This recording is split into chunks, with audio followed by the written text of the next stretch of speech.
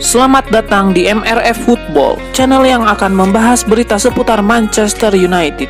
Jika kalian suka berita Manchester United dari kami, jangan lupa like, komen, dan subscribe.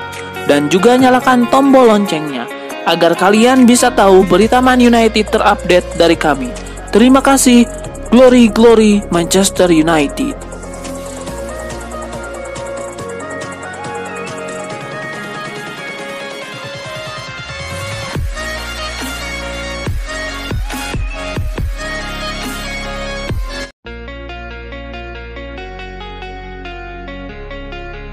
Casemiro menjalani musim pertama yang menggembirakan di Manchester United. Gelandang timnas Brazil itu didatangkan dari Real Madrid pada musim panas 2022. Namun penampilannya mendapatkan sorotan akhir-akhir ini sehingga menimbulkan pertanyaan tentang tempatnya di tim Erik ten Hag. Casemiro harus menepi karena cedera. Kontrak Casemiro di MU memang masih berlaku sampai tahun 2026. Namun melihat kondisi cedera dan usia yang tidak lagi muda, bisa saja membuat manajemen Setan Merah mencari opsi alternatif penggantinya. Siapa saja yang cocok untuk menggantikan Casemiro di MU? Berikut selengkapnya. Nama pertama, Joao Palhinha. Joao Palhinha saat ini bermain untuk Fulham. Gelandang asal Portugal tersebut sudah menunjukkan performa yang cukup impresif pada musim debutnya di Liga Inggris. Palhinha membuat 102 tackle yang paling banyak dibandingkan pemain manapun di Premier League musim ini. Tidak hanya itu saja, mantan pemain Sporting Lisbon itu juga melakukan 35 intercept. Memasuki musim 2023-2024, Palhinha menjadi andalan Fulham. Ia mencetak 2 gol dari 9 penampilannya di sektor tengah Fulham. Seperti Casemiro, Palhinha memenangkan bola di lini tengah dan mengontrol tempo permainan. Dia bisa menjadi pemain pengganti yang sempurna untuk Casemiro dan bisa menambah kedalaman di lini tengah Manchester United. Nama kedua, Orkun Kökçü. Orkun Kökçü adalah mantan kapten klub Eredivisie Feyenoord. Kökçü biasa bermain sebagai gelandang tengah, namun dia juga bisa bermain sebagai gelandang bertahan dan gelandang serang. Kökçü saat ini masih berusia 22 tahun dan bergabung dengan Benfica pada musim panas 2023. Ia langsung menjadi andalan dengan 7 penampilan di Liga Portugal dan 3 caps di Liga Champions sejauh ini. Dia bisa menjadi aset besar bagi MU dan menjadi rekan duet yang ideal buat Casemiro di Old Trafford.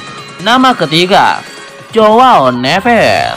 Kemudian ada sosok Joao Neves di daftar ini.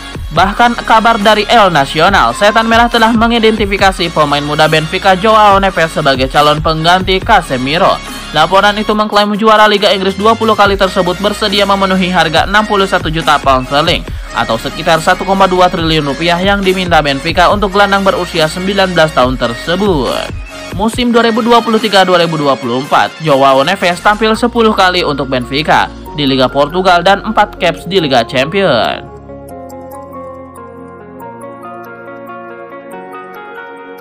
Rafael Varane berpotensi menyudahi karirnya lebih cepat di Manchester United. Tim berjuluk Setan Merah itu dikabarkan siap menjual sang bek di tahun 2024 mendatang. Menurut laporan Football Insider, Manchester United sudah siap merelakan kepergian Varane di tahun 2024. Ini disebabkan performa Rafael Varane dinilai sudah menurun, sementara ia juga rentan mengalami cedera. Alhasil, Man United memilih lebih baik untuk melepaskan Rafael Varane mumpung ada klub yang berminat kepadanya. Namun laporan yang sama mengklaim bahwa Manchester United tidak akan melepas Varane di tahun 2024 nanti. Setan Merah berharap mereka mendapatkan bayaran yang bagus untuk Rafael Varane, mengingat kontrak sang bek di Old Trafford masih cukup lama. Alhasil, mereka akan melihat berapa tawaran yang diberikan klub Saudi Pro League tersebut sebelum memutuskan melepas Rafael Varane.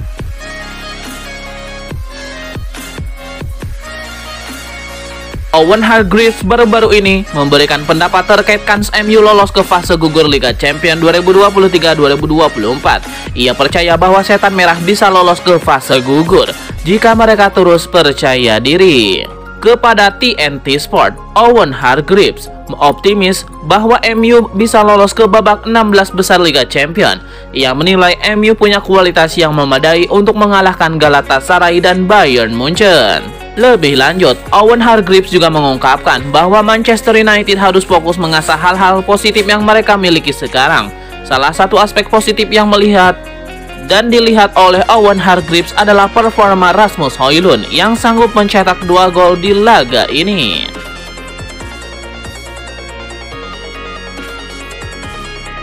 Kapten Manchester United Bruno Fernandes angkat bicara terkait kans timnya lolos ke fase gugur Liga Champions.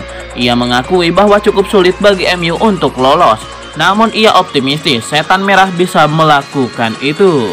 Kepada UEFA, Fernandes mengakui bahwa kans MU untuk lolos ke babak 16 besar masih terbuka, namun ia mengakui tidak mudah untuk mengalahkan kedua tim tersebut, sehingga MU benar-benar harus bekerja keras agar bisa mengamankan kemenangan. Fernandes menyebut bahwa MU tidak punya pilihan lain selain memenangkan pertandingan yang tersisa di grup A. Ia memastikan timnya akan memberikan yang terbaik di 2 laga tersebut.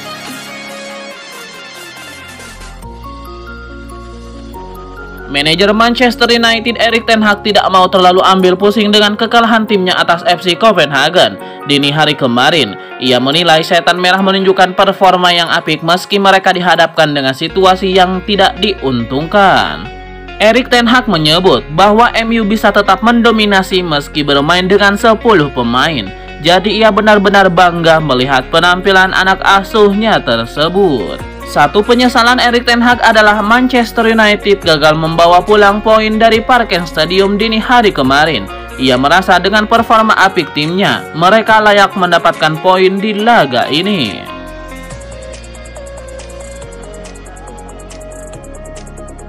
Masa depan Federico Chiesa sekarang banyak menjadi spekulasi. Pasalnya kontrak pemain berusia 26 tahun itu di Turin akan berakhir pada musim panas 2025. Menurut Calcio Mercato, Manchester United dan Arsenal tengah memantau jika Chiesa tersedia sejendela transfer musim dingin Januari 2024. Laporan tersebut mengklaim Chiesa terbuka untuk pindah ke Liga Inggris. Dia dipandang Man United sebagai kemungkinan pengganti untuk Jadon Sancho. Pakar transfer Fabrizio Romano mengklaim bahwa kemungkinan 99,9% Sancho pergi dari Old Trafford pada Januari 2024.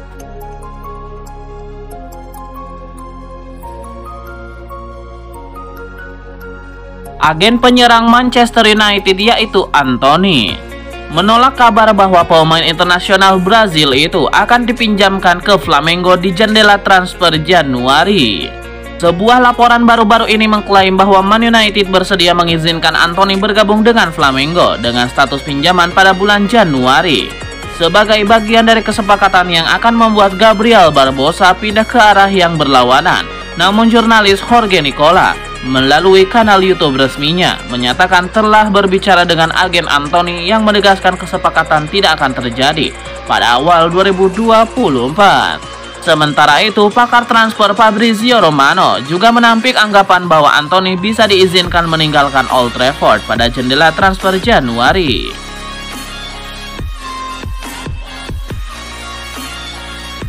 Erik ten Hag merasa marah atas 3 keputusan sulit yang diberikan wasit sehingga merugikan Manchester United dalam kekalahan di menit-menit akhir saat berjumpa FC Copenhagen di Liga Champions. Seusai pertandingan, Erik ten Hag tidak memungkiri bahwa 30 menit pertama merupakan penampilan terbaik Man United sejauh ini.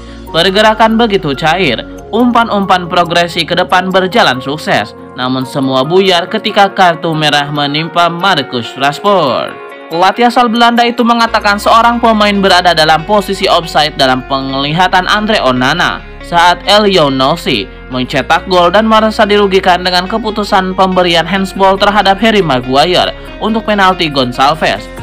Erik ten Hag juga kesal dengan gerakan lambat dan tayangan ulang yang diperlihatkan kepada wasit Donatas Rumsas oleh VAR saat ia memutuskan kartu merah Marcus Rashford.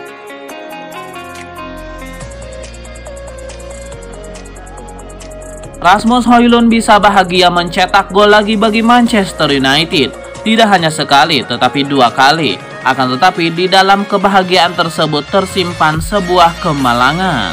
Dengan 2 gol yang baru saja dicetaknya, Højlund kini sudah merangkum 5 gol dari 14 laga di seluruh kompetisi bersama MU sejak didatangkan di awal musim 2023-2024.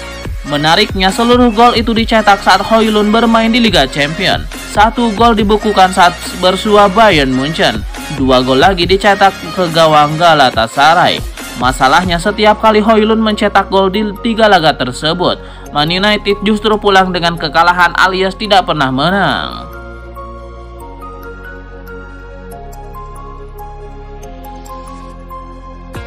Penyerang Manchester United Rasmus Højlund memberikan penilaian terkait laga kontra FC Copenhagen baru-baru ini. Sang striker menilai MU tidak selayaknya kalah di partai tersebut. Højlund menilai timnya sudah bermain dengan bagus terutama di babak pertama. Namun keputusan wasit yang memberikan Marcus Rashford kartu merah menjadi pembeda di laga ini. Lebih lanjut, Højlund juga menilai Manchester United sebenarnya bermain dengan cukup baik meski tampil dengan 10 pemain. Namun ia mengakui di akhir babak kedua MU agak kecolongan, sehingga mereka menelan kekalahan.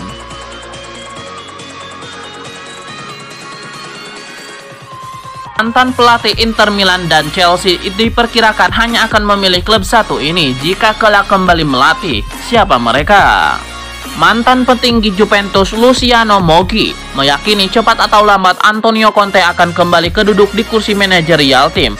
Moggi bisa melihat masa depan Conte ada di Juventus bila dia akhirnya memutuskan kembali menangani klub, bukan merapat ke Man United atau Napoli, sebagaimana rumor yang beredar belakangan ini. Kendati demikian, Moggi tidak menghendaki Bian Connery mengalami pergantian pelatih dalam waktu dekat ini. Dalam pandangannya, di bawah polesan Massimiliano Allegri, Juventus telah membentuk tim yang mapan.